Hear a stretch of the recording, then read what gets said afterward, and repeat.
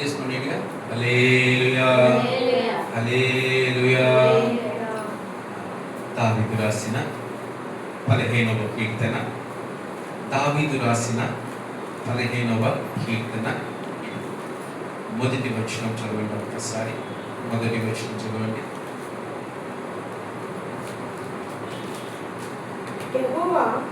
యెహోవా నీ గుడారములో అతిథిగా ఉండదగిన వాడెవడు? చాలా హల్లెలూయా. ఏమొచ్చాడు భక్తుడు? నీ గుడారములో అతిథిగా ఉండదగిన వాడు ఎవడైనా ఉన్నాడా? ఉన్నారా? నిజంగా అతిథిగా ఉన్నవాళ్ళు. అతిథి అంటే ఏంటి? చూచు. దేవుడి యొక్క మందిరము ఎలాంటిదంట? మనకి దేవుడి యొక్క మందిరం మనకి ఎలాంటిదంట? నివాస స్థలం. ఈరోజు మనం అతిథిగా ఉండిపోవటానికి మందిరానికి మనం వెళ్తామా, ఉంటామా? అర్థం కదా? అంటే దేవుని నివాసంలో మన స్థానం ఎలా ఉండాలి? ఎలా ఉండాలి? మన నివాస స్థలం దేవునిలో ఎలా ఉండాలి? స్థిరముగా ఉండాలి. ఎలా ఉండాలి? కదల్చబడకుండా స్థిరంగా ఉండాలి. అంతేగాని చుట్టం చూపుగా వస్తున్నాం, చుట్టం చూపుగా మందిరాల్లో ఉంటున్నాం, వెళ్ళిపోతున్నాం అనే అనుభవాలు మన జీవితాల్లో ఉండకూడదని దేవుడు సెలవిస్తా ఉన్నాడు. ఎప్పుడు దేవుడి నివాసంలో మనము స్థిరమైన వ్యక్తులుగా ఉండగలుగుతాము అనేది ఈరోజు మనము ధ్యానించబోతా ఉన్నాము. ఈరోజు దేవుడి యొక్క చివరి వచనం కావాలని చదవండి. ఈ ప్రకారము చేయువాడు ఎన్నడూ కదల్చబడడు. అంటే దేవుడి మందిరంలో మనం కదల్చబడకుండా ఉండాలి అంటే మన ఆత్మీయ జీవితం ఎలాంటి అనుభవాల గుండా ఉంటే దేవుడి మందిరంలో మనం అతిథులుగా ఉండకుండా స్థిరపరచబడతామనేది నిజంగా మనల్ని మనమే జ్ఞాపకం చేసుకోవాలి. గమనించండి, చాలామంది వస్తుంటారు, పోతూ ఉంటారు, కానీ ఆయన మందిరంలో స్థిరముగా నివసించగలిగిన వారు కొద్దిమంది, ఒక గుంపు మాత్రమే. ఒక గుంపు మాత్రమే. ఈరోజు నువ్వు ఆ గుంపులో ఉంటున్నావా? ఈరోజు నీ అడుగులు దేవుడి మందిరంలో స్థిరమైనవా, అస్థిరమైనవా అనేది ఒక్కసారి జ్ఞాపకం చేసుకోవాలి. దేవుడి మందిరాన్ని కానీ దేవుడి యొక్క ఆత్మను కానీ అతిథిగా మనం ఎప్పుడు స్వీకరించకూడదు. మనం ఆయనలో స్థిరము. ఆయన తప్ప ఇంకా ఎవరైనా మనకు ఉన్నారా? ఆయన తప్ప మనం బ్రతికించే వాళ్ళు ఎవరైనా ఉన్నారా? మన గమ్యం ఏంటి? మన గురి ఏంటి? ఆయనే. వారి కర్తలు ఆయనే. ఈరోజు మరి ఆయన మందిరంలో నీవు నిజంగా స్థిరముగా ఉంచబడుతూ ఉన్నావా అనేది జ్ఞాపకం చేసుకోవాలి. దేవుడి మందిరంలో స్థిరంగా ఉండేవారి అనుభవాలు ఎలా ఉంటాయో చూడండి. ఒక్కసారి 18వ అధ్యాయము 6వ వచనం చూస్తే, నా శ్రమలలో నేను యెహోవాకు మొరపెట్టి తిని, నా దేవునికి ప్రార్థన చేసి తిని, తన ఆలయంలో ఆలకించి నా ప్రార్థన అంగీకరించెను. నా మొర ఆయన సన్నిధిని చేరి ఆయన చెవుల చొచ్చెను. దేవుడి మందిరంలో స్థిరంగా నువ్వు ఉండాలి అంటే మొట్టమొదటిగా నువ్వేం కలిగి ఉండాలంట? ఏం కలిగి ఉండాలంట? ప్రార్థనా జీవితం. ఏం కలిగి ఉండాలమ్మా? ప్రార్థనా జీవితము. ఈరోజు నీ ప్రార్థన దేవుడు చెవులలోకి వెళ్తా ఉందా? ఈరోజు నీ ప్రార్థన దేవుడు అంగీకరిస్తున్నాడా? ఈరోజు నీ ప్రార్థన నిజంగా దేవుడు వింటున్నాడా? లేదా నీ ప్రార్థన తిరిగి నీ హృదయంలోనికే రాబోతా ఉందా అనేది ఒక్కసారి జ్ఞాపకం చేసుకోవాలి. నువ్వు అతిథిగా దేవుడి మందిరాన్ని నివాసం చేయటానికి నీవు వస్తున్నావేమో, అలాంటి అనుభవాలు నీకు మంచిది కానే కాదు. అతిథిగా నువ్వు దేవుడి మందిరంలో నువ్వు జీవించకూడదు. ఇది ఆయన ఆలయం, ఇది నీ ఆలయం. నీ హృదయం అనే ఆలయంలో ఆయన తన సింహాసనం పైన ఆసీనుడిగా ఉండాలని ఇష్టపడతా ఉన్నప్పుడు నీవు ఏదో ఒక గెస్ట్ లాగా దేవుని స్వీకరించి ఒక గెస్ట్ లాగా దేవుని బయటికి పంపిస్తే నీ జీవితం ఫలిస్తుందా? నీ జీవితం అభివృద్ధి పొందుతుందా? జ్ఞాపకం చేసుకో. నీ ప్రార్థన ఎలా ఉండాలి? 400 మంది ప్రార్థన చేస్తే కర్మేలు పర్వతం పైన 800 మంది ప్రార్థన తమ దేవతలకు ప్రార్థన చేసినప్పుడు తమ దేవతలు 800 మంది ప్రార్థన ఆలకించలేదు, వారి ప్రార్థన స్వీకరించను లేదు. ఒక్క వ్యక్తి ప్రార్థన ఆకాశం నుంచి అగ్ని అలా దిగి వచ్చి ఆ యొక్క దహన బలిని కాల్చివేసింది. అంటే ఒక వ్యక్తి ప్రార్థన ఎలాంటి అనుభవాల గుండా ఉండాలి? ఈరోజు ప్రార్థన చేస్తే ఆకాశం మూయబడాలి, ఈరోజు ప్రార్థన చేస్తే ఆకాశం తెరవబడాలి. ఏలియా ప్రార్థించగా 3.5 సంవత్సరాలు ఏమైందటమా? ఏమైంది? ఆకాశం మూయబడిందంట. అంటే ఏంటి? వర్షం అనేది భూమి మీద లేదు. నువ్వు ప్రార్థిస్తా ఉంటే రాని వర్షం వస్తుందా? పడే వర్షం ఆగిపోతా ఉందా? నీ ప్రార్థన ఎలాంటి అనుభవాల గుండా ఉంటా ఉంది? దేవుడి మందిరంలో, యెహోవా మందిరంలో నేను ప్రార్థించినప్పుడు ఆ ప్రార్థన ఆయన చెవుల్లోనికి వెళ్ళగలిగిందంటే మరి నీ ప్రార్థనకి ఎంత శక్తి ఉండాలి, నీ ప్రార్థనకి ఎంత విశ్వాసం ఉండాలి. సొలొమోను ఊరికే ఆ పేరు ఆయనకు రాలేదు. యెహోవాకు ఎనిది అంటే యెహోవాకు ప్రియుడతను. అతను వాగ్దానం తీసుకున్నాడు. ఎవరి దగ్గర నుంచి? దేవుని దగ్గర నుంచి. అందుకే ఆ వాగ్దానం తీసుకున్నాడు కనుకనే దానియేలు ఏం చేస్తున్నాడు తెలుసా? ఎక్కడి నుంచి దానియేలు ప్రార్థన చేస్తున్నాడు? యెరూషలేము ఎక్కడో ఉంటే ఇతను పారసిక మాదీయుల యొక్క దేశంలో నుంచి, అనగా ఇరాక్లో నుంచి, ఇరాన్ ఆర్ ఇరాక్ మేబీ, అక్కడి నుంచి ఏం చేస్తున్నాడు తెలుసా? యెరూషలేము మందిరము ఎక్కడ ఏ దిక్కులో ఉందో ఆ దిక్కున తిరిగి దానియేలు ప్రార్థించేవాడు. ఎందుకు తెలుసా? సొలొమోను వాగ్దానం తీసుకున్నాడు దేవుని దగ్గర, నీ ఆలయం తట్టు తిరిగి ప్రార్థించినా చాలు, మా మొరను నీవు ఆలకించాలి. నీ ఆలయంలోనికి వెళ్ళి ప్రార్థిస్తే ఆ ప్రార్థన ఖచ్చితంగా నీవు నెరవేర్చాలి అని సొలొమోను మహారాజు దేవుడి మందిరాన్ని కట్టినప్పుడు దేవుని దగ్గర వాగ్దానాన్ని బలంగా తీసుకున్నాడు. ఈరోజు నీ ప్రార్థన నీ మందిరంలో బలమైన ఆయుధం అయినప్పుడు మాత్రమే నువ్వు యెహోవా మందిరంలో స్థిరపరచబడగలవు. ఒక విధవరాలు, ఏం పేరు? ఆ పేరు నూతన నిబంధనలో ఒక విధవరాలు ఉంది.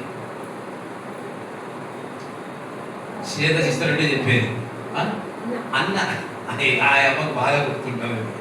అన్న 84 సంవత్సరాలు దేవుడి మందిరంలో ఉపవాస ప్రార్థన చేస్తూ, దేవుడి మందిరంలో పరిచర్య చేస్తూ, ప్రభువైన యేసుక్రీస్తు వారి యొక్క దర్శనం కొరకు కనిపెట్టుకున్న స్త్రీ.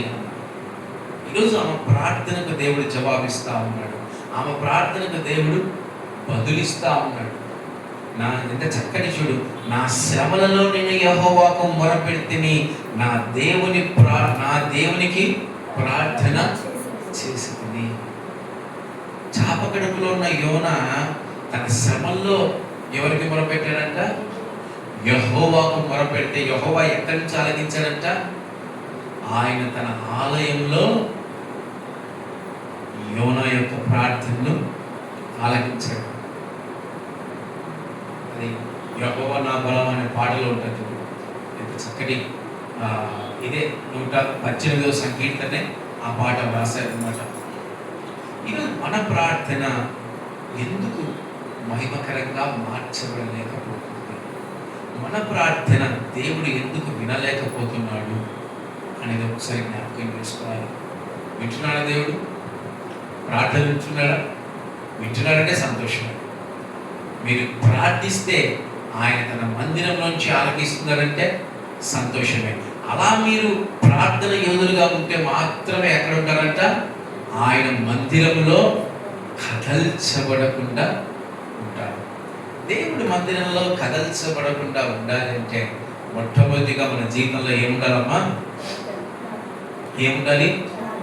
ప్రార్థన లేని క్రైస్తవుడు మందిరంలో ఏం పని? ఇప్పుడు ఫర్ ఎగ్జాంపుల్ మనము దాన్ని ఏమంటారు, పత్తి కోయడానికి పోయినాము. మనం ఆ పంటలో దిగినాక పత్తి కోయకుంటే ఆ పంటలో మనకేం పని? మనకేమన్నా వ్యవసాయదారులకు డబ్బులు ఇస్తాడా? ఆ పొలం అధికారి భూస్వామి మనకు డబ్బులు ఇస్తాడా? మనం ఆ పంటలో అటు ఇటు తిరుగుతూ ఉండి టైం పాస్ చేస్తే ఇస్తాడా? ఇయ్యడు. ఎప్పుడు ఇస్తాడు? ఆ యొక్క పంటను నువ్వు కోసినప్పుడే. అలాగే దేవుడి మందిరానికి నేను వస్తున్నాను, నేను వెళ్తున్నాను అంటే సరిపోదు. దేవుడి మందిరానికి నేను వస్తున్నాను, వెళ్తున్నాను, పంటలో తిరుగుతున్నాను, దేవుడు ఆలయంలో తిరుగుతున్నా అంటే సరిపోదు. నువ్వేం కలిగి ఉండాలి? ప్రార్థన. ఈరోజు ఆరాధన చేస్తా ఉంటే ఏదో ఒకటి అడ్డగిస్తా ఉంది, ఏదో ఒక శక్తి, బలమైన శక్తి అడ్డగిస్తా ఉంది. ఆత్మ తాకిడి ఈరోజు అయితే నాకు అనిపించదు మందిరంలో. ఆత్మ తాకిడి మందిరంలో అస్సలు కనిపించదు. ఒక బలమైన శక్తి ఆత్మ ఉంది. నేను బాగా దిగులు పడి, దేవా నాయన దయచేసి మా నిర్జీవ క్రియలను తొలగించండి, మీ ఆత్మ ప్రసన్నత కావాలని మొరపెడుతూ ఉన్నాను. ఈరోజు మనం ఆరాధన చేస్తే ఏం దిగి రావాలి? మన మీదకి ఏం దిగి రావాలి? ఆత్మ దిగి రావాలి. అంటే ఏంటి? మన ప్రార్థనలో ఏముండాలి? శక్తి ఉండాలి, బలం ఉండాలి. మన నిర్జీవ క్రియలన్నీ మందిరంలో మనం కనపరిచే వ్యక్తులుగా ఉండకూడదు. ఆత్మతో ఆనందించే వ్యక్తులుగా మనము ఉండాలి. ఈరోజు కూటమి జరుగుతూ ఉందంటే మనం కనిపెట్టుకోవాలి. దేవా పరిశుద్ధాత్మ కొరకు కనిపెట్టుకుంటానికి నేను వెళ్తున్నాను నాయన, దయచేసి నా నిర్జీవ క్రియలన్నీ తీసివేయ దేవా, నన్ను నూతనముగా మార్చు. మేఘవదనములు ఇవ్వలేని ఆశీర్వాదాన్ని నీవు మాత్రమే నాకు ఇవ్వగలవు దేవాన్ని నువ్వు మొరపెట్టే వ్యక్తిగా ఉండాలి. బలమైన శక్తి మన ప్రార్థన ముందు ఉండకూడదు. ఈరోజు ఎందుకు పాప ఆ పాట పాడామో తెలియదు. రూపింపబడుచున్నాయే ఆయుధమొండినను, రూపింపబడుచున్నాయే ఆయుధమొండినను, నాకు విరోధమై వర్ధిల్లదు అని చెప్పిన మాట సత్యం. ప్రభువు చెప్పిన మాట సత్యం. నాకు విరోధమై వర్ధిల్లదు అని చెప్పిన మాట సత్యం. ప్రభువు చెప్పిన మాట సత్యం.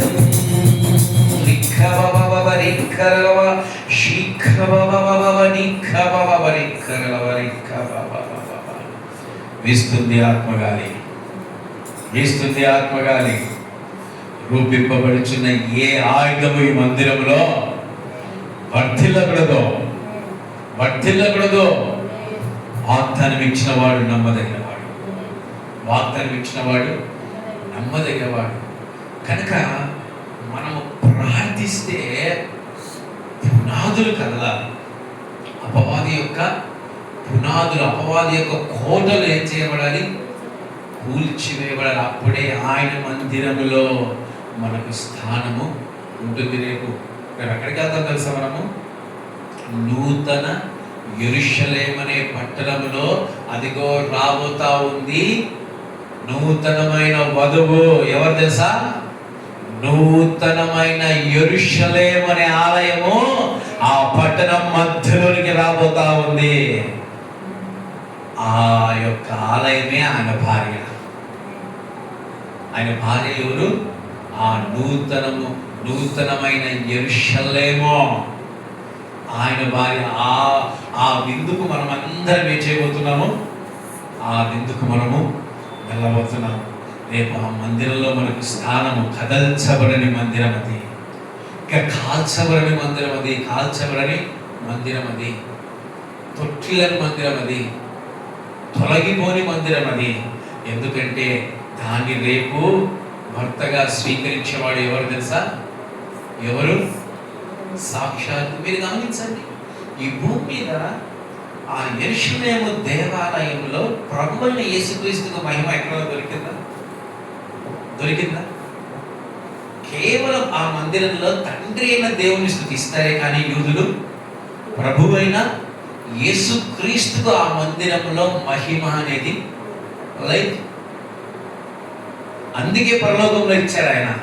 నూతన యెరూషలేము అనే దేవాలయమే ఆయన భార్య రేపు మహిమపరచబోతారు. ఆయన ఆ మందిరము ఆయన ద్వారా మహిమపరచబడబోతా ఉంది. ఆ మందిరానికి 12 గుమ్మాలు, ఒక్కొక్క గుమ్మంలో ప్రవేశించాలి. ఆ మందిరంలో నీవు ఉంటే చాలు. అక్కడికి వెళ్ళాలా? ఆ మందిరంలో నీవు ఉండాలంటే, నీ అడుగులు స్థిరపరచబడాలి అంటే నువ్వేం కలిగి ఉండాలి? ప్రార్థన, ప్రార్థన, ప్రార్థన. పెదవులతో ప్రార్థన కాదు.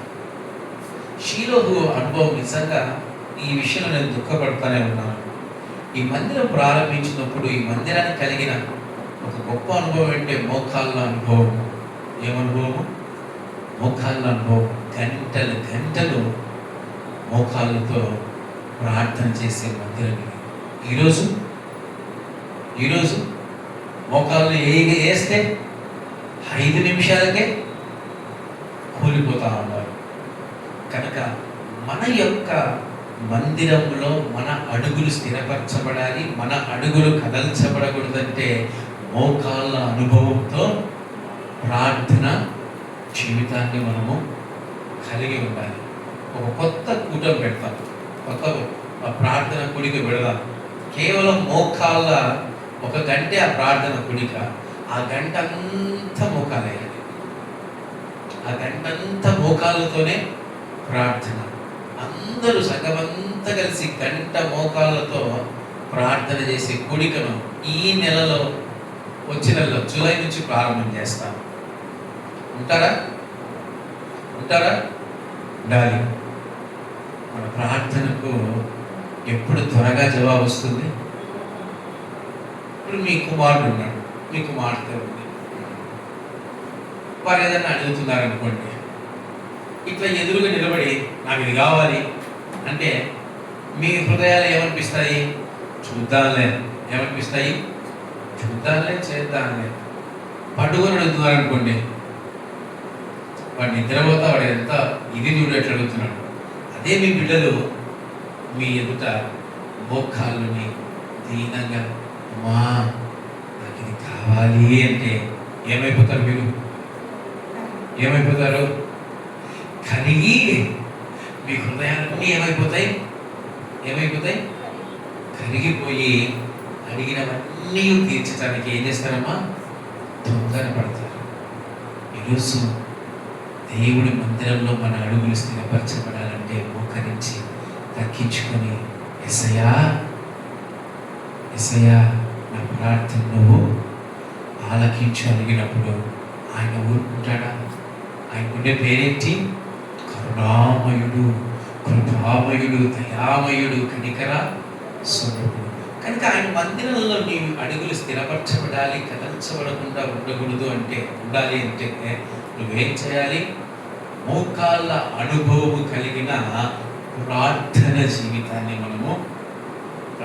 జీవితాన్ని మనం కలిగి ఉండాలి. అందుకే ప్రభువైన యేసుక్రీస్తు వారు సుంకరి యొక్క ప్రార్థన గురించి చాలా ప్రత్యేకించి మన అందరికీ తెలియజేస్తున్నాడు. ఆ సుంకరి ప్రార్థన ఎలా ఉంది, ఎలా తగ్గించుకున్నాడు. మీరు కూడా ఎలా ఉండాలి? ప్రార్థించేటప్పుడు ఎలా ఉండాలి? మోకరించి ప్రార్థన అనుభవాలు కలిగి ఉండాలి. వేకుజామున ప్రార్థనలు చేస్తున్నారు, కనీసం వేకుజామున మోకరించి ప్రార్థన విజ్ఞాపనలు చేయగలిగిన వారు మందిరాలు ఎంతమంది ఉన్నారో నాకైతే తెలియదు. ఒకవేళ మీకు అలాంటి అనుభవాలు లేకుంటే ఈ రోజు నుంచే ప్రారంభించండి.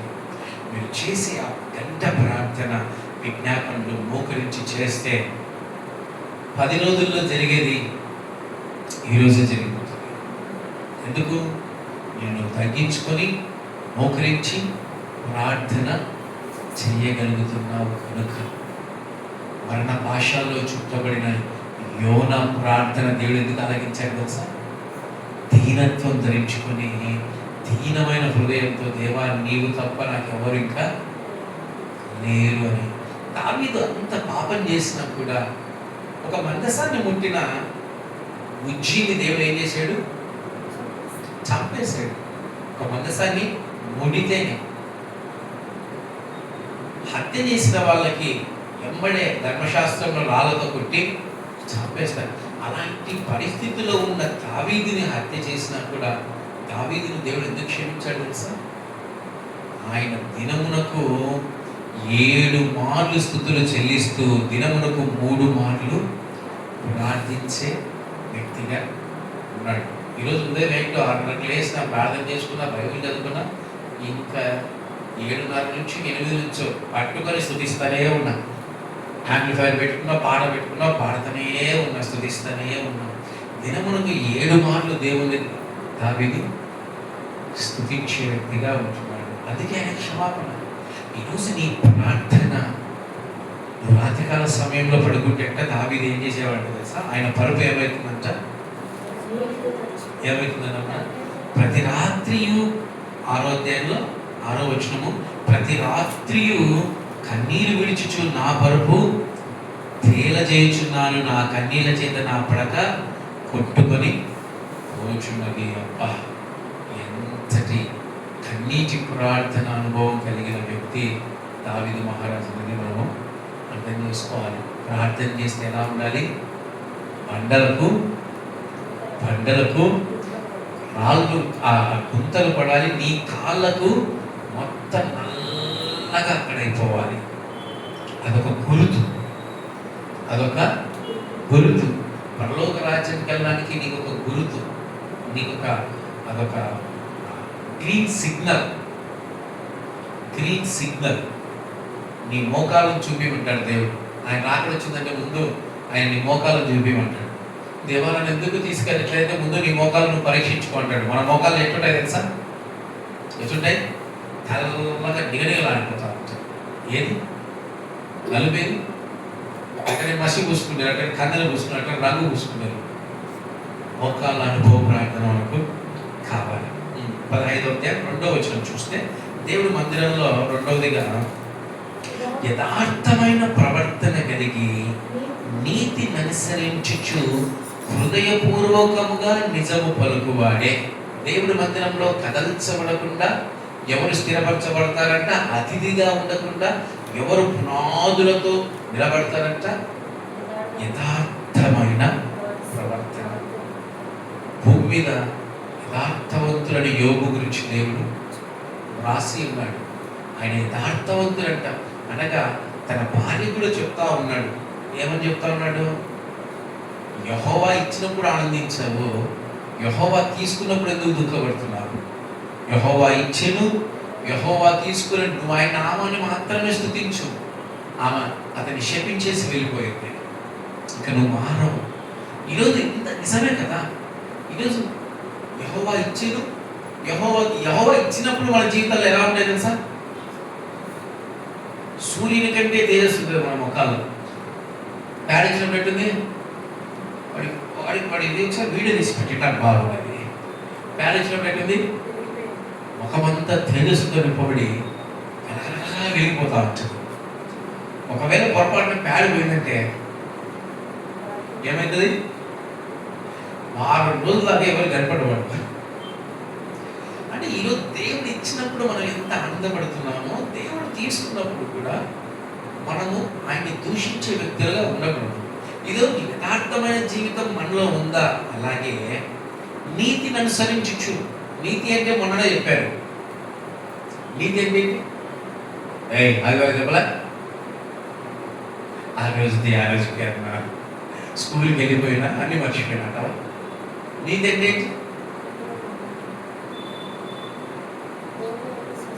చెప్పండి గట్టిగా.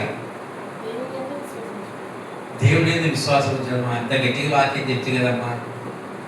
నీతి అంటే దేవుడి యొక్క చిత్తాన్ని జరిగించడమే నీతి. ఈరోజు దేవుడి సంఘములో ఆయన మందిరంలో నీ నీ యొక్క పాదాలు కదల్చబడకూడదంటే నువ్వు యథార్థమైన ప్రవర్తన కలిగి ఉండాలి.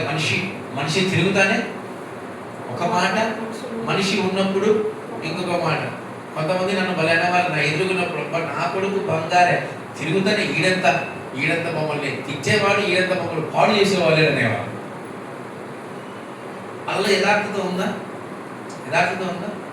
నువ్వు ఎలాగే నీ మాట యథార్థంగా, తప్పైతే తప్పని చెప్పాలి, ఒప్పైతే ఒప్పని చెప్పాలి. అలాగే రెండవదిగా దేవుడి నీతిని నువ్వు అనుసరిస్తూ హృదయపూర్వకంగా నిజం పలకాలి. మనసులో ఒకటి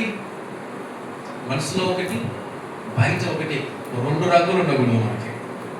ఒకటి చీకటి రంగు, ఒకటి వెలుగు రంగు. ఈరోజు రెండు రంగులతో మనం జీవిస్తున్నామేమో.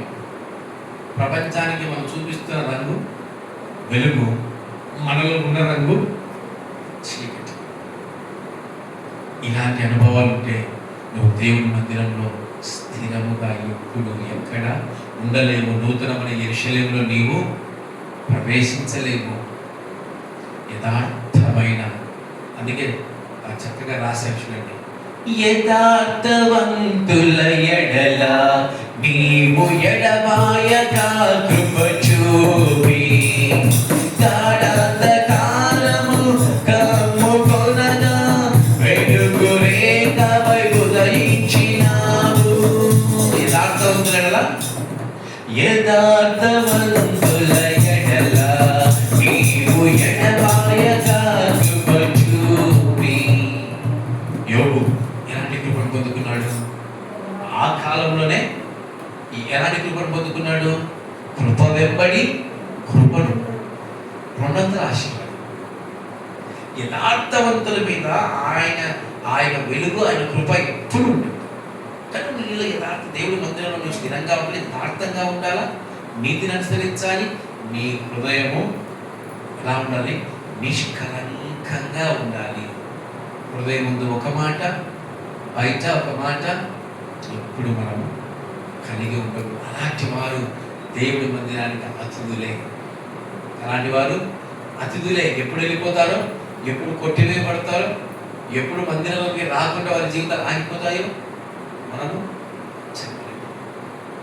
యథార్థవంతులు, నీతిమంతులు, సత్యాన్ని హృదయమందు పలికే వారు మాత్రమే దేవుడి మందిరంలో స్థిరులై ఉంటారంట, కదల్చబడకుండా ఉంటారంట. ఈరోజు మనం ఎలా ఉన్నాం? క్రీస్తు అనే దేవాలయంలోంచి కొట్టివేయబడినవాడు ఎవడు తెలుసా? క్రీస్తు అనే శిరస్సుకు అపోస్తులు శరీరంగా ఉన్నవారు మొట్టమొదటిగా వారే. అలాంటి ఆలయంలో నుంచి అతిథిగా ఉండి, అలాంటి ఆలయం నుంచి కొట్టివేయబడిన వ్యక్తి ఎవరు? యూదా ఇస్కరియోతు. అతనిలో ఏం లేదు? యథార్థత లేదు. రెండవదిగా నీతి లేదు. మూడవదిగా హృదయములో సత్యము లేదు. యథార్థమైన మాటలు పలికే వ్యక్తి కానే కాదు. ఈరోజు మనలో అలాంటి అనుభవాలు ఉంటే దయచేసి చంపుకోండి. యథార్థవంతుల ఇళ్ళలో మాత్రమే పరిశుద్ధాత్మ కార్యాలు జరుగుతున్నాయి. మోసకారి యొక్క జీవితాల్లో పరిశుద్ధాత్మ కార్యాలు ఎప్పుడు జరగనే. అందుకే మనం యథార్థవంతులుగా జీవించాలి.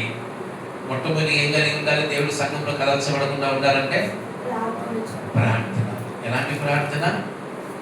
మోకాళ్ళ అనుభవం కలిగిన ప్రార్థన. రెండవదిగా యథార్థ హృదయము, నీతి. అలాగే నీ హృదయపూర్వకంగా ఒక్కొక్కమంది ఇంటికి వెళ్తే అనా భోజనం ఆ మాట సగం వినిపించి సగం వినిపించకుండా పలుకుతారు. పొరపాటున మళ్ళీ గట్టిగా చెప్తే ఇది తింటాడేమో ఫార్మాలిటీ. అబ్బా ఆ సర్లే మళ్ళీ నాకు పని తింటున్నాడు వెళ్ళిపోయిందా సంతోషం. హృదయపూర్వకంగా దేవుని ఆరాధించాలంట ఆయన మందిరంలో. హృదయపూర్వకంగా పలకాలంట. ఎటా హృదయపూర్వకంగా ఆయన మందిరంలో పలకాల.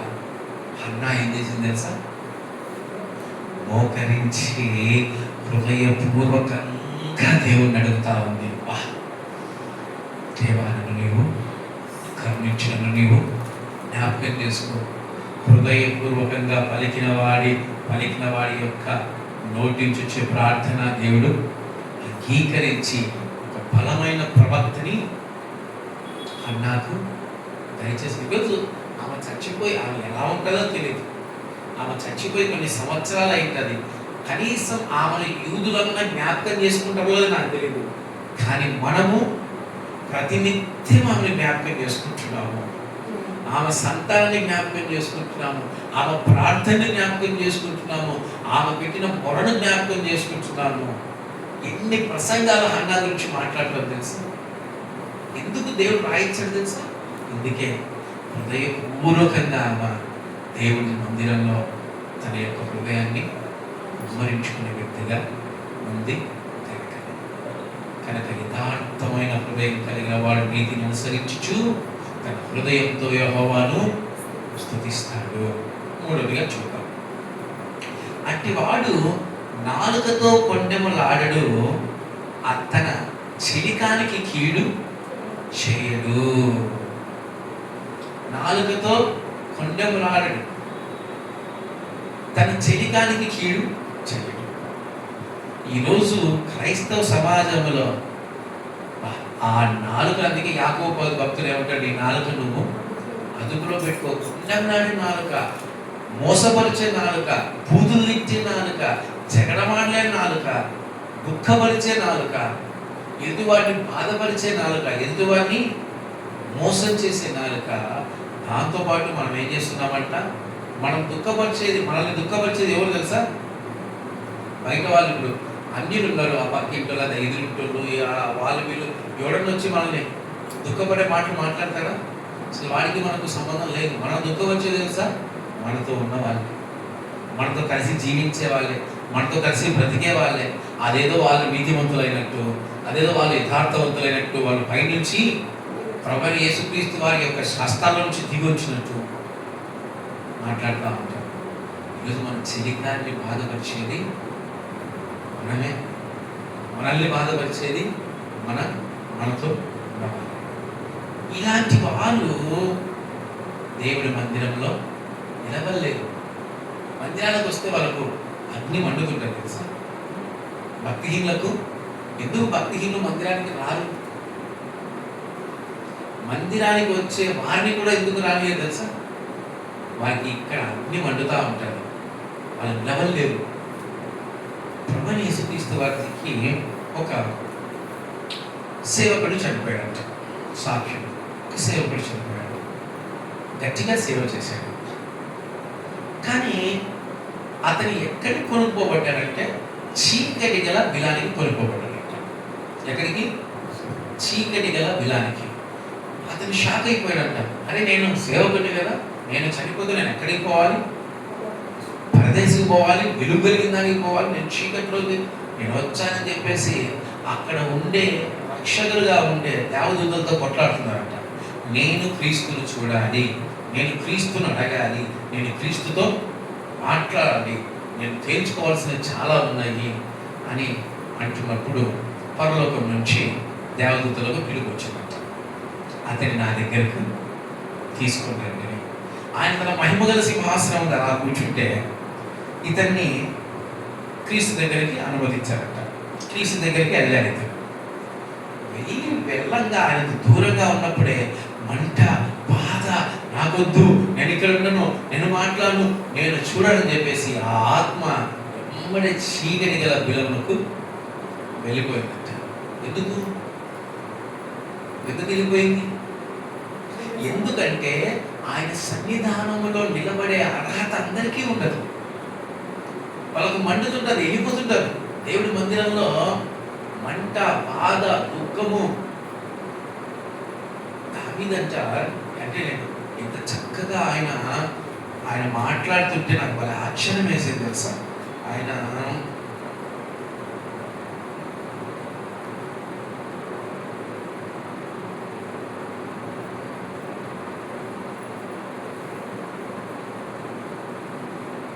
నేను చెప్తాను, చూసి చెప్తాను.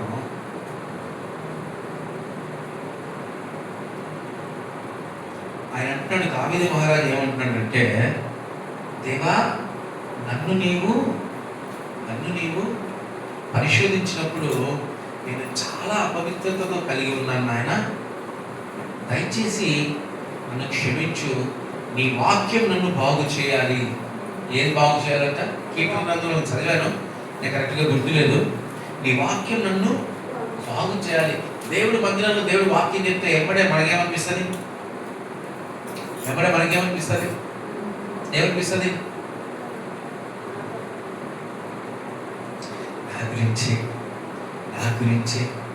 నా గురించే మాట్లాడాడు, నా గురించి సేవకుడికి ఏం పనిలేదు, నా గురించే ఏదైతే చూపిస్తున్నాడు అంటారా? కానీ దావీదు అంటున్నాడు, నీ వాక్కు నాతో మాట్లాడినప్పుడు నేను దాన్ని సరి చేసుకునే వ్యక్తిగా నేను ఉంటానయ్యా. చిన్న ఉదాహరణ చెప్తాను మీకు. ఇర్మీయా ప్రవక్త గురించి తెలుసు కదా మీకు? తెలుసా కదా?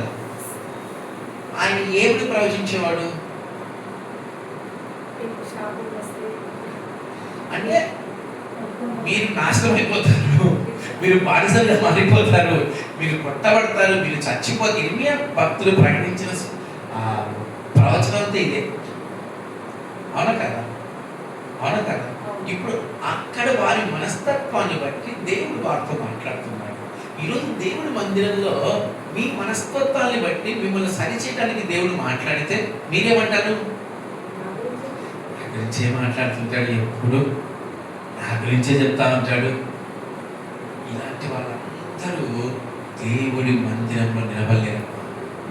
ఇక్కడ అగ్ని మండుతుంటుంది, వాక్యం వారిని గుచ్చుతుంటుంది, వారికి అశాంతి ఉంటుంది. వారు ఎక్కువసేపు మందిరంలో కూర్చోలేరు, ఎక్కువసేపు మందిరంలో ఆనందించలేరు. కనీసం మందిరము ద్వారంలో, అందుకే చాలా చక్కగా 24వ కీర్తనలు అంటున్నాడు, ఇది యెహోవా గుమ్మము, నీతిమంతులు మాత్రమే ఇందులో ప్రవేశించగలరు. ఊరికెళ్ళలేదు. ఈ గుమ్మంలో ప్రవేశించాలంటే నీతిమంతులుగా తీర్చబడిన వాళ్ళే గుమ్మంలో పడగలరు. మిగతా వారికందరికి మంట, బాధ, దుఃఖము. కనుక నీవు నాలుకతో ఎవరిని దూషించే వ్యక్తిగా కానీ, నాలుకతో ఎవరిని కొండెములంటే ఏంటి తెలుసా? ఇక్కడ మాటలు అక్కడి మాటలు ఇక్కడ చెప్పేవాళ్ళు దేవుడి మందిరంలో స్థిరపరచబడలేరు.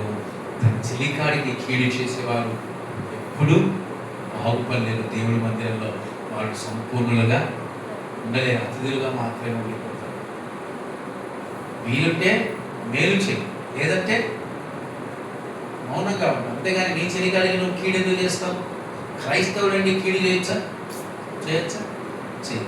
ఇట్టివారు దేవుడి మందిరంలో ఉండలేరు. కనుక మనం మన నాలుకను కంట్రోల్ చేసుకుంటూ మనం ఇతరులకు మేలు చేసే వ్యక్తులుగానే ఉండాలి. ఎన్నోదో మొట్టమొదటి ప్రార్థన, రెండవది యథార్థత, మూడవది కొండెలు చెప్పేవారుగా ఉండకూడదు. నాలుగవది తన పొరుగు వాని మీద నింద మోపడు. మనం చేసేది ఏంటి తెలుసా? భార్య భర్తల్లో ఇద్దరు మీరు జ్ఞాపకం చేసుకోండి, ఏముంటుంది తెలుసా? భార్య భర్తలు ఉండేది ఏంటి? నిందలు మోపుకోవడమే. మంచి జరిగితే ఇది నా వల్ల జరిగిందంటాము, చెడు జరిగితే ఇది ఆయన వల్లే జరిగింది. మంచి జరిగితే పిల్లలు కూడా, అబ్బా మా అమ్మల వల్ల ఈ మంచి జరిగింది, అది వాళ్ళ జీవితంలో మంచి జరగకుంటే మా అమ్మోళ్ళే నా జీవితాన్ని ఈరోజు పిల్లలకు నోరు అదుపులు ఉండట్లేదు. ఏమ్మా సంపాదించలేకపోతే నన్ను ఎందుకు కన్నా ఉంటారు. ఆమె నిందే తల్లిదండ్రులకు అంటారా? తల్లిదండ్రుల గర్భాలు ఊరికి వస్తాయా? దేవుడు ఇస్తే వస్తాయి. ఈరోజు నాకు ధనం లేదని ఒక స్త్రీ గర్భం రాకుండా ఆపగలదా? నాకు ధనం లేదని ఒక తండ్రి గర్భం రాకుండా జీవించగలదా? కానీ పిల్లలకు నోటికి ఏమొస్తుంది తెలుసా? అంత నన్ను సాకలేని దానివి, అంత నన్ను సాకలేని వాడివి, నన్ను ఎందుకు పుట్టించావు? ఎందుకు పుట్టించాను? ఈరోజు తల్లిదండ్రులకు వచ్చేది మాటలు, పిల్లలు అనే మాటలు. వాళ్ళు కలిగింది వాళ్ళు చేస్తున్నారు. ఎవరేం చేయగలరు? ఎవరేం చేయలేరు. ఈరోజు నీ జీవితం ఎలా ఉంది? నింద మోపే వ్యక్తిగా ఉండకూడదు. నీ తల్లిదండ్రుల పైన, నీ అన్నదమ్ముల పైన, నీ భర్త పైన, నీ భార్య పైన, నీ పిల్లల పైన కూడా నీవు నిందలు మోపే వ్యక్తిగా ఉంటావు. మందిరాల్లో నిందలు మోపుతా ఉంటారు. వాళ్ళ లాంటి వాళ్ళు, ఇలాంటి వాళ్ళు అలా చేశారు. నిందలతో సగం ఆత్మీయ జీవితాలు పాడైపోతా ఉంటాయి. క్రీస్తు సంఘములో స్థిరముగా నిలబడేవాడు ఎప్పుడు నిందను ఎదుటివారి మీద నిందను మోపడబోతాడు. ఇలా వారికి ఎదుటివారి వల్ల కీడు లభించినా కూడా దేవుడు దాన్ని మేలుకై మార్చగలనే ప్రార్థన చేస్తాడు. ఈరోజు క్రైస్తవ సమాజంలో అయినా, క్రైస్తవ కుటుంబాలైనా ఏమైపోతా ఉంది? నిందలు మోపే అనుభవాలు, నిందలు మోపే చింత. ఈరోజు మనం ఎప్పుడు నిందలు మోపే వ్యక్తులుగా ఉండకూడదు. చిన్నదానికి పెద్దదానికి మనం ఏం చేస్తాం? మన ఒక సహోదరి ఒక మాట అంటా ఉంటాం, అన్నం వండింది నేనే కానీ నీళ్లు పోసింది ఆయన. అన్నం వండింది నేనే కానీ నీళ్లు పోసింది ఆయన. ఎవరు పోసారో పాపం నీళ్లు, ఎవరు వండారో నాకేం అర్థం కాదు. ఏంటి వంట చేశారు అయిపోయిందా? వంట చేశారు అయిపోయిందా? చేసిన దానికి అది మంచైన చెడును అనుభవించాలి మనం. కానీ నింద ఎవరి మీద? అన్నం వండింది నేనే, నీళ్ళు పోసింది ఆయన. ఎక్కడి జీవితమో ఎట్లా ఉన్నారు చూడండి ఒకసారి. అన్నంలో చిన్న అన్నాల దగ్గర నిద్ర మోపితే ఎట్లా? ఒకవేళ ఎదుటివారు పొరపాటు చేసినా వీళ్ళు ఏం చేయాలి? నేనే చేశాను, నేను ఒప్పుకుంటాను. అదేదో ఉంది ఒక దాంట్లో, పెళ్లి కూడా ఈడే వేసుకుని డ్రెస్ మాత్రం నాది. అంటే ప్రతి విషయంలో చిన్నదానికి పెద్దదానికి నిందలే. పొరపాటున వాడు ఏదో లడ్డు పెట్టినాడు, అది పోయితే దాని సైడ్ చూస్తా, ఏమన్నాడు? నేను కాదు, వాడు పెట్టినాడు పోయింది. ఇప్పుడు నింద ఎవరి మీదకి వస్తుంది? వాడి మీదకి. ఏమిరా కుటుంబంలో అట్లా కొట్టినారంటే నాదేం లేదు, అంతా వాడదే.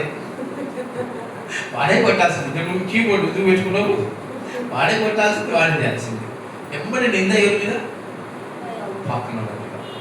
ఈరోజు నిందను అనుభవించే వాళ్ళు ఎంతమంది? ఈరోజు పక్కన వాళ్ళ పైన నింద మోపుతూ, అంటే మనం చేసిన తప్పులకు పక్కన వాళ్ళ పైన, ఇప్పుడు పక్కన వాళ్ళు తప్పు చేస్తే తప్పు చేశారని చెప్పవచ్చు, అట్ట కాదు, మనం చేసిన తప్పులకి నింద ఎదుటివారు మీద వేయటం. నేను అక్కడికి ఆలోచిస్తానే ఉన్నా. ఆ సహోదరి నీళ్ళు మీరే పోయింది బ్రదర్ అంటే నాకు అర్థం కాలేదు. అతను పోసిన తర్వాత నాకు అర్థం కాలే. నీళ్ళు పోసింది ఆయన అంటే నింద మోపడానికి నీళ్ళు పోయిన ఎంత ఉపాయం కలిగిన వ్యక్తులు దేవునికి ఇస్తూ ఉంటారు. కనుక ఎప్పుడు మనం నిందలు మోపేవారిగా మనము ఉండకూడదు. దాని తర్వాత ఎన్నోది? ఇది 5.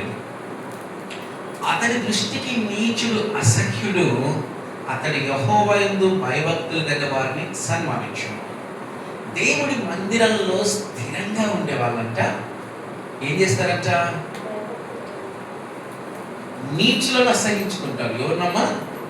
నీచత్వం కలిగే వారిని అసహించుకుంటారు. యెహోవా యందు భయభక్తులు గల వారిని సన్మానము చేస్తారు. నీచులు అంటే ఎవరు? ముందు తెలుసుకోవాలి. నీచులు అంటే ఎవరు? నీచులు అంటే ఎవరమ్మా?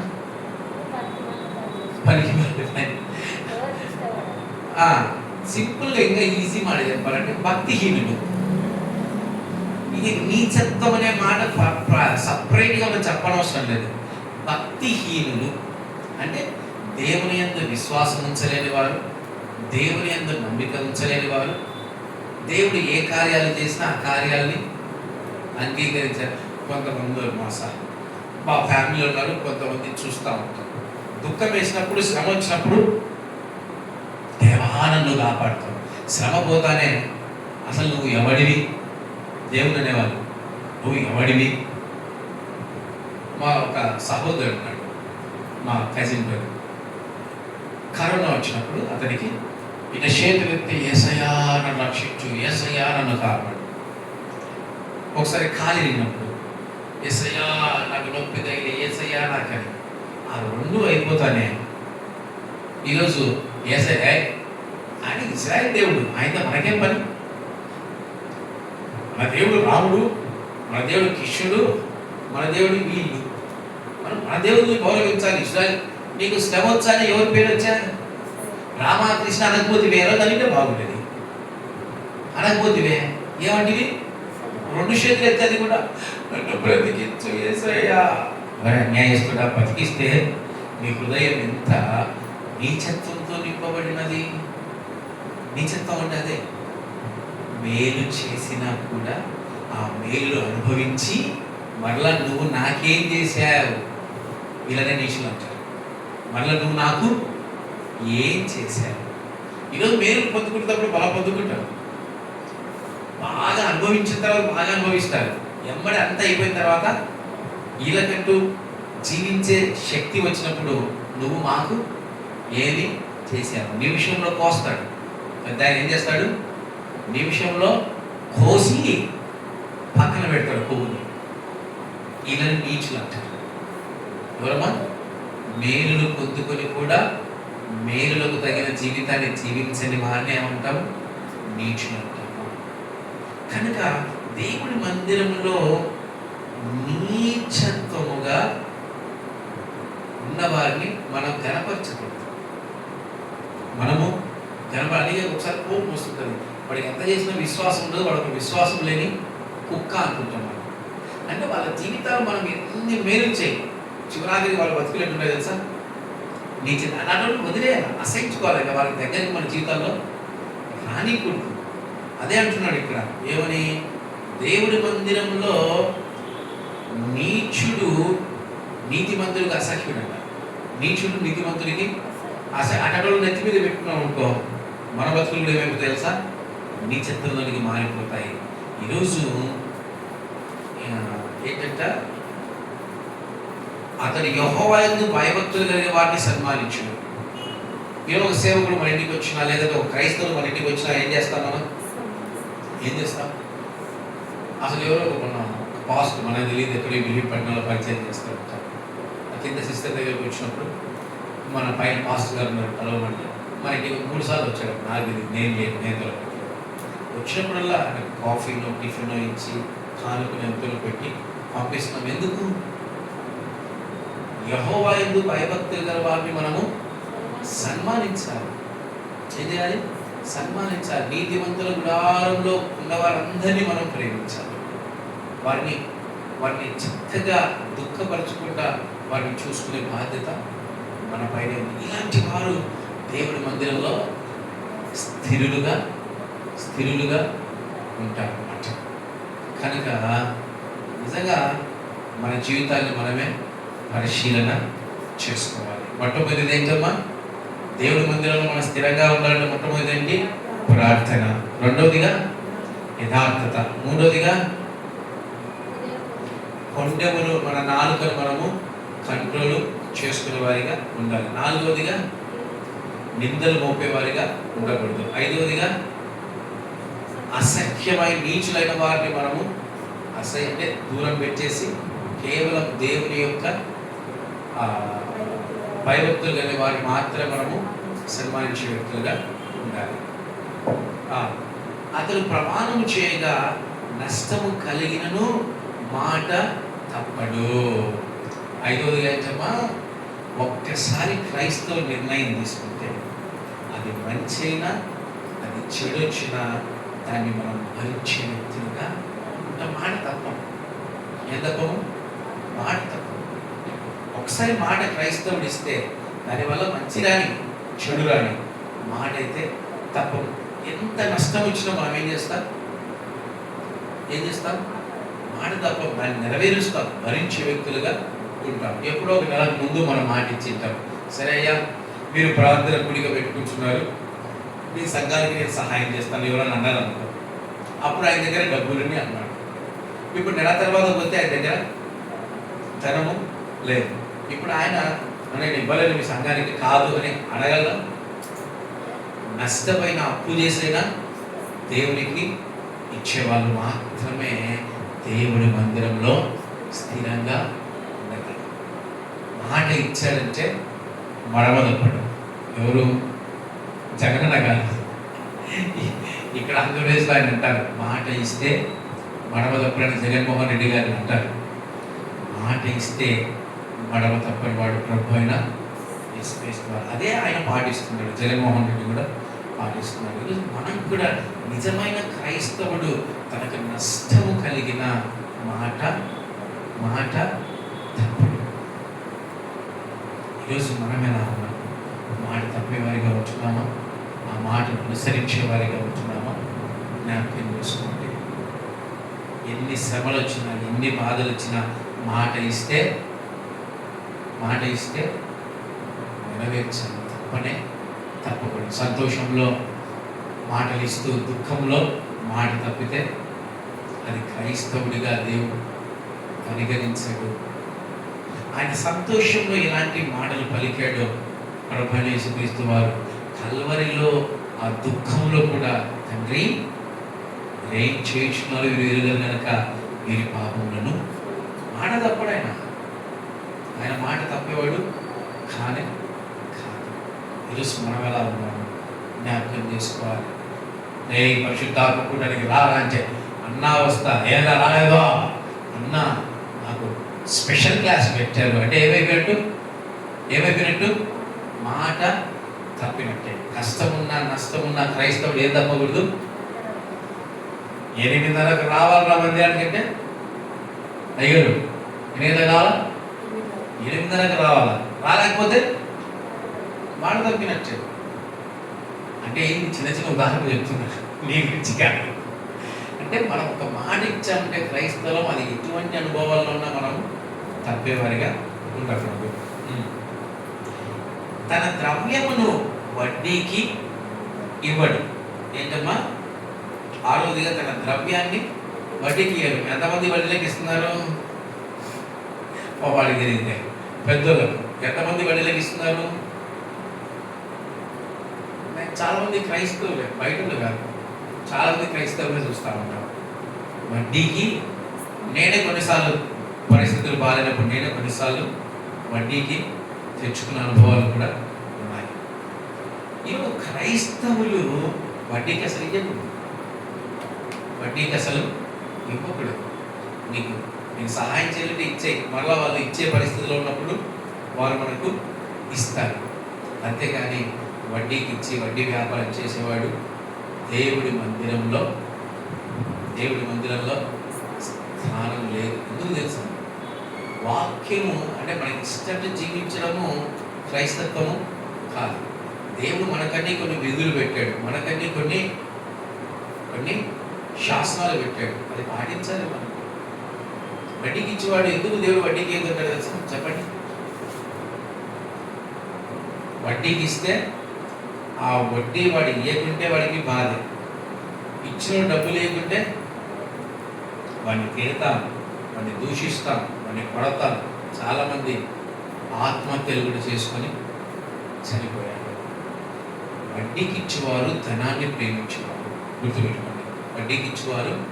అందుకే ధనానికి క్రీస్తుకి ఇద్దరికి నువ్వు బానిసలుగా ఉండడానికి దేవుడు ఒప్పుకోడు. ఒక్కదానికి నువ్వు బానిసలు, అది క్రీస్తుకే ఉండాలి. అందుకే మనం వడ్డీకి ఇవ్వకూడదు. అందుకే ధనాన్ని వెంబడించిన గేహాజీని ఏమన్నాడు దేవుడు? సమయమా అన్నాడు. ధనం కోసం సాక్షాత్తు పరమ తండ్రినే ప్రభువునే అమ్మేశాడు. ధనం క్రీస్తుని అమ్మేస్తుంది. గుర్తుపెట్టుకోండి. ధనము ఈరోజు నిజమే కదా, మందిరాలకు రాకుండా ఆదివారం పనులకు పోతా ఉంటారు. అంటే ఏంటి? నీ క్రీస్తును ఆ రోజు అతనికి అమ్ముకున్నావు, నీ దేవుడు అమ్ముకుంటున్నట్టు లెక్క. కనుక మనము అలాంటి అనుభవాల్లో ఉండడానికి ప్రయాసపడతాం. చేయగలదిగా నిరపరాధిని చెరుపుటకై లంచము పుచ్చుకున్నాడు. ఏం పుచ్చుకున్నాడమ్మా? లంచము పుచ్చుకోండి. ఈరోజు ప్రతిదానికి ఏం కావాలి తెలుసా? ఏం కావాలి? లంచం లేనిది మంచం ఎక్కదు. నువ్వు గవర్నమెంట్ దాంట్లోకి వెళ్ళు, నువ్వు ఏ దానికి వెళ్ళు, ఏం కావాలి నీకు? లంచం. కనీసం పిల్లలు తండ్రి చెప్పిన మాట చేయడానికి కూడా అంగడి దగ్గర నాకు రూపాయి ఇస్తావు చాకలి ఊరికి లంచము. ఈరోజు అంట నిరపరాధిని చెరపటానికై లంచం పుచ్చుకున్నాడు. నిరపరాధుల్ని చెడగొట్టేది ఏంటి? లంచమే. ఈరోజు దేవుడి మందిరంలో నువ్వు స్థిరంగా ఉండాలంటే నువ్వు లంచమనే దాన్ని నువ్వు పుచ్చుకోకూడదు. ఈరోజు చాలామంది క్రైస్తవులే లంచాలు పుచ్చుకొని పాడైపోతున్నారు. డాక్టర్స్ కానీ, పోలీసు వాళ్ళు కానీ, లాయర్లు కానీ, ఇట్లా ఒక్కటి కాదు అన్ని దాంట్లో ఏం తీసుకుంటున్నామో లంచాలు ఇవ్వాల్సిందే. లంచాలు ఇచ్చేవాళ్ళు పాపం వాళ్ళు ఏదో పనులు జరగాలని ఇస్తారు, తీసుకునే వాళ్ళకి బుద్ధి ఉండాలి కదా. తీసుకునే వాళ్ళకి ఏముండాలి? బుద్ధి ఉండాలి. లంచం క్రీస్తుని అప్పయ్యడానికి ఏం పుచ్చుకున్నాడు? లంచం. ఈరోజు మనం లంచం పుచ్చుకోవద్దు. ఆయన దాడి చేసి సీమోనే ముంచున్నాడు. పరిశుద్ధాత్మను పొందుకోవడానికి పేతురుకి ఏమిస్తున్నాడు? లంచం. ఏమిస్తున్నాడు? ఇదిగో ఈ లంచాన్ని తీసుకొని నాకు పరిశుద్ధాత్మ దేవుడికి ఇస్తాడా? అవుతుంది అది. కనుక లంచము తీసుకునేవాడు, వడ్డీకి ఇచ్చేవాడు, వీళ్ళంతా దేవుడి మందిరాల్లో ఏ సంఘాలు స్థిరంగా ఉంటాయి? అసలు ఏ మందిరాల్లో వారు నాకు తెలిసిన పెద్ద ఆవిడ ఉంది ఇక్కడ, ఆ వడ్డీకి ఇస్తుంది. పాపం అంటున్నారు, ఆ వడ్డీకి ఇస్తుంది. 2 కుమారులు చనిపోయారు, 3 కుమారులకి 2 కుమారులు చనిపోయారు. ఇంతవరకు ఏ మందిరంలో స్థిరత్వం లేదు. పాపం తిరుగుతూనే ఉంటుంది. అక్కడేదో కేసీఆర్ కాలనీలో ఆ సంఘానికి వెళ్ళేది చూడండి. ఇక్కడ ఉండేది ఆ సంఘానికి మానేసింది. అక్కడ సర్వే డిపార్ట్మెంట్లో అక్కడ సంఘం అక్కడికి వెళ్ళేది, అక్కడికి మానేసేది. తన శవాన్ని పూడ్చిపెట్టడానికి చనిపోతే కల్వరి టెంపుల్లో సభ్యత్వంతో పూడ్చిపెడతారని ఇప్పుడు కల్వరి టెంపుల్కు సభ్యత్వానికి డబ్బులు కడతా ఉంది. ఆదివారం అయితే ఏ మందిరానికి పోవడానికి ఎందుకు?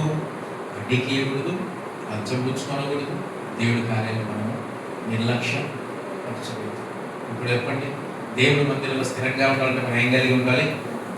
ప్రార్థన మొట్టమొదటిగా, రెండవదిగా యథార్థత, మూడవదిగా నాలుక కంట్రోల్లో పెట్టుకోవాలి, నాలుగవదిగా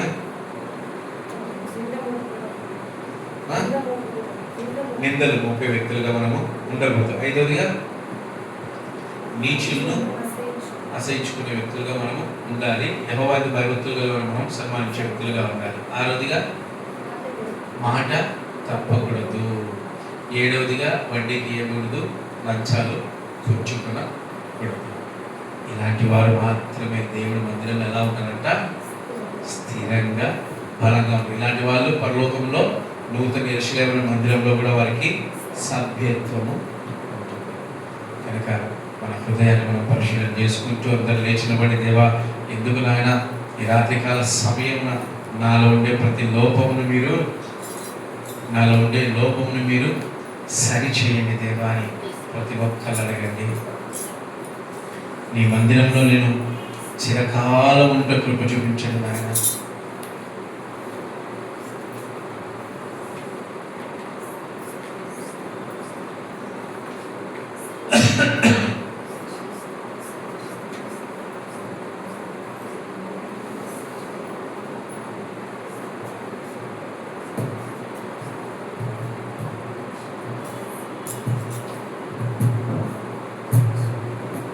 సర్వసత్యమైన మార్గమై సంఘక్షేమమైన ప్రాణమై సర్వసత్యమైన మార్గమై సంఘక్షేమమైన ప్రాణమై లోకమహిమ చూడక నీ జాడను వీడక లోకమహిమ చూడక నీ జాడను వీడక నీతోనే నిలవాలి నిత్య సీయోనులో. ఈ దర్శనం నా ఆశయం